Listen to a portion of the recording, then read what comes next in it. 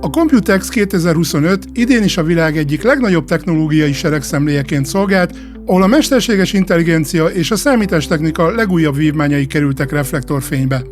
A Taipei rendezvényen a globális technológiai ipar vezetői mutatták be legfrissebb fejlesztéseiket, amelyek nem csak a jelenlegi trendeket tükrözik, hanem a jövő számítástechnikai irányvonalait is kijelölik. A mesterséges intelligencia térnyerése kézzelfoghatóvá vált a kiállításon. A Qualcomm bemutatta a Snapdragon X sorozatú processzorait, amelyek több mint 85 új AI PC modellben kaptak helyet. Ezek a processzorok több mint 750 alkalmazással és 1400 játékkal kompatibilisek, beleértve a népszerű Fortnite-ot is. A Microsofttal együttműködve a Copilot Plus PC-k új szintre emelik a produktivitást és a kreativitást, kihasználva az AI nyújtotta lehetőségeket. Az AMD sem maradt le a versenyben, bemutatva a Ryzen AI Max Plus chipeket, amelyek teljesítményben felülmúlják az Apple M4 Pro processzorait.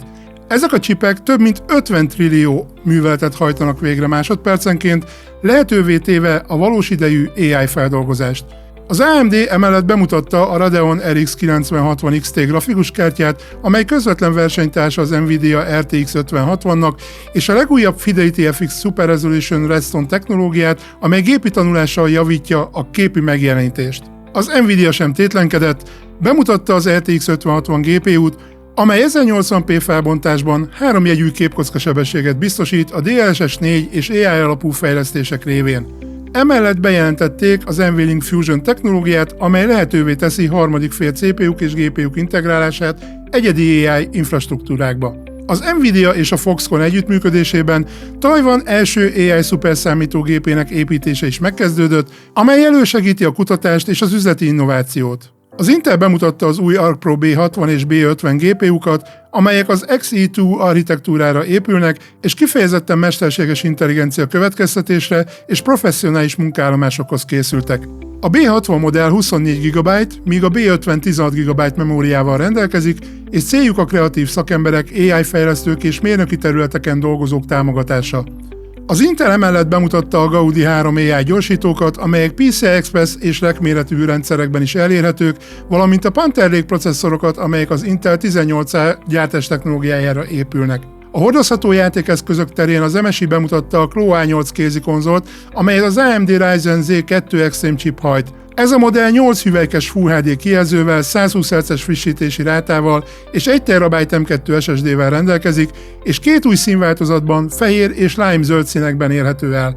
Az MSI célja, hogy visszanyerje hírnevét a korábbi Klo modellek vegyes fogadtatása után. Az Acer bemutatta az AI alapú FreeSense okosgyűrűt és a Transbuds fülhallgatót, amelyek valós idejű fordítást tesznek lehetővé. Az Asus és az MSI frissített játéklaptopokat mutattak be, míg a Samsung ultravékony OLED prototípusokat állított ki. A kiállításon bemutatott új technológiák és eszközök egyértelműen jelzik, hogy a mesterséges intelligencia és a számítástechnika integrációja új korszakot nyit a technológiai iparban. A bemutatott fejlesztések nem csak a jelenlegi igényeket szolgálják ki, hanem a jövőbeni alkalmazások és innovációk alapját is képezik. Ha tetszett a videó, kérlek nyomj egy lájkot, iratkozz fel a csatornánkra, és ne felejtsd el megnyomni a harangikont, hogy értesítést kapj a legújabb tartalmainkról. Kommentben oszd meg velünk, hogy melyik bemutatott technológia vagy eszköz nyerte el leginkább a tetszésed, és miért. Érdekelne, hogy te hogyan látod a mesterséges intelligencia jövőjét a számítástechnikában, és melyik fejlesztésre vagy a leginkább kíváncsi a közeljövőben.